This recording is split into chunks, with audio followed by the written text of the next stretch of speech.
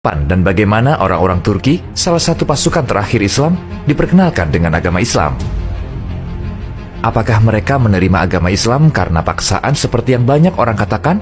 Ataukah ada alasan lain untuk menerima agama Islam?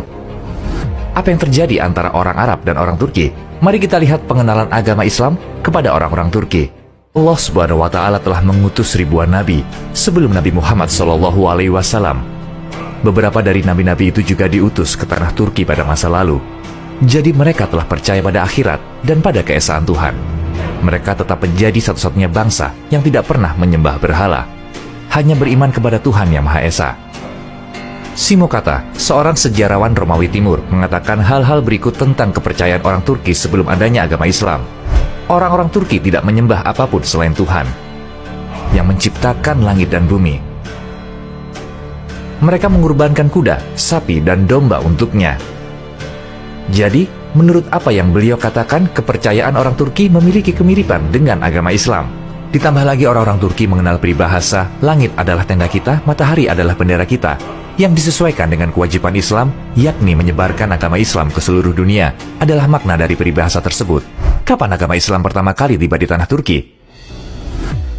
Pertemuan awal antara bangsa Turki dan bangsa Arab terjadi pada masa kekhalifahan Umar radhiyallahu anhu. Pada tahun 642 Masehi, pasukan Muslim mengalahkan kekaisaran Persia pada pertempuran Nahrawan dan kemudian melaju sampai wilayah Kaukasus. Setelah itu mereka sampai di perbatasan kerajaan Turki Barat. Pada saat itu pertemuan antara bangsa Turki dan bangsa Arab terjadi dalam bentuk konflik kecil di perbatasan. Rasulullah Shallallahu Alaihi Wasallam bersabda, "Jangan mengganggu orang Turki selama mereka tidak mengganggumu." Dan orang-orang Arab pun patuh. Karena orang-orang Arab tahu hadis ini, mereka menghindari konflik dengan Turki karena mereka tidak ingin orang Turki menjauhi ajaran agama Islam. Hasilnya, 10 hingga 15 tahun setelah wafatnya Rasulullah Shallallahu Alaihi Wasallam, beberapa orang Turki meskipun dalam jumlah yang kecil mulai mengenal ajaran agama Islam. Ketika orang-orang Turki secara bertahap mulai memeluk agama Islam, pendekatan nasionalistis kekhalifahan Umayyah dan pandangannya tentang pengembalian sebagai warga negara kelas 2 menjadi hambatan besar dalam menyebarkan agama Islam. Bani Umayyah melakukan hal sedemikian rupa sampai-sampai memulai keributan dengan bangsa Turki. Selain itu, tindakan mereka selama perang yang benar-benar bertentangan dengan ajaran agama Islam semakin menjauhkan orang-orang Turki dari ajaran agama Islam. Maka dari itu, orang-orang Turki tidak menerima Bani Umayyah. Beberapa orang Turki yang baru memeluk Islam pada saat itu bahkan meninggalkan ajaran agama Islam karena kelakuan Bani Umayyah. Dalam menghadapi ketidakadilan Bani Umayyah, mereka orang Turki mempertanyakan apakah ini ajaran agama Islam sebenarnya, dan tidak hanya orang-orang Turki yang batal menjadi Muslim. Tetapi pendekatan kekhalifahan Umayyah yang mana bertentangan dengan ajaran agama Islam juga menghadang mereka orang Turki untuk mengenal ajaran agama Islam lebih dalam. Sayangnya Bani Umayyah pada saat itu berbuat semena-mena kepada semua orang, termasuk kaum muslimin. Mungkin karena hal-hal tersebut, orang-orang sering bertanya, apakah orang-orang Turki menjadi Muslim karena paksaan? Karena perbuatan semena-mena Bani Umayyah terhadap orang-orang Turki yang dilengsarkan dan harus menghadapi masa-masa sulit. Pada saat itu, persepsi yang salah telah menyebar bahwa mereka dipaksa untuk memeluk agama Islam. Jika orang Turki dipaksa untuk pindah agama, mengapa mereka tidak kembali ke kepercayaan lama mereka setelah mereka mendapatkan kekuasaan? Padahal faktanya, terlepas dari perbuatan semena-mena semacam itu terjadi atau tidak, jika hati tidak menerima agama Islam sebagai ajaran yang benar, seseorang tidak akan menjadi seorang Muslim. Agama Islam pada intinya tidak membenarkan segala bentuk paksaan. Orang-orang Turki dengan hati dan pilihan mereka menjadi Muslim dengan proses yang panjang. Nah, bagaimana proses ini dimulai? Bagaimana orang Turki bisa dekat dengan ajaran agama Islam lagi?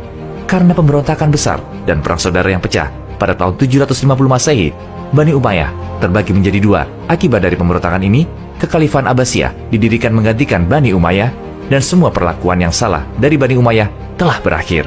Tak lama setelah kekhalifahan Abbasiyah didirikan, sebuah perang yang merupakan titik balik dalam sejarah dunia pecah. Pertempuran Talas. Mengambil keuntungan dari kekacauan di dunia Muslim, orang Tiongkok mengambil alih kota Fergana, sebuah distrik perbatasan dengan kekhalifahan Abbasiyah. Tujuan utama mereka tidak hanya untuk mengambil alih, tetapi juga untuk menyebarkan kepercayaan mereka di Asia Tengah. Mencegah orang Tiongkok yang memulai kejadian ini, kaum Abbasiyah menghadapi orang Tiongkok di medan perang di tepi Sungai Talas. Ada suatu hal yang sangat penting yang mengubah jalannya pertempuran. Bangsa Arab belum pernah bertemu dengan bangsa Tiongkok sebelum peristiwa itu. Bangsa Arab tidak hanya akan melawan bangsa Tiongkok, tetapi juga melawan bangsa Turki dalam pertempuran ini. Ya, bangsa Turki Karluk yang hidup selama zaman terkelam dalam sejarah Turki. Bekerja sebagai tentara bayaran, mereka tidak memiliki penghasilan yang stabil. Jadi mereka mencari nafkah dengan cara ini. Dikarenakan Jenderal bangsa Tiongkok Jenderal Gao mengetahui hal ini, beliau membuat kesepakatan dengan pemimpin bangsa Turki Karluk dan bersekutu untuk menghadapi orang-orang Arab. Jadi, pertempuran Talas adalah perang di mana 3 bangsa berpartisipasi. Beberapa hari pertama perang sangat brutal. Dan pasukan bangsa Tiongkok secara tak terduga mengungguli perang melawan bangsa Arab. Karena persenjataan yang unggul dan teknologi yang lebih canggih, membuat bangsa Tiongkok unggul. Pada hari terakhir pertempuran yang berlangsung selama 5 hari, sebuah insiden terjadi yang mengubah jalannya perang. Insiden tersebut terjadi ketika orang Tiongkok akan mengalahkan bangsa Arab. Jenderal Abbasiyah Ziyad dan pemimpin bangsa Turki Karluk bertemu pada malam keempat perang. Pemimpin bangsa Turki Karluk tahu bahwa bangsa Tiongkok ingin memusnahkan orang-orang Turki. Jadi beliau tidak ingin bangsa Tiongkok menang. Masalahnya bukan lagi tentang uang ataupun mencari nafkah.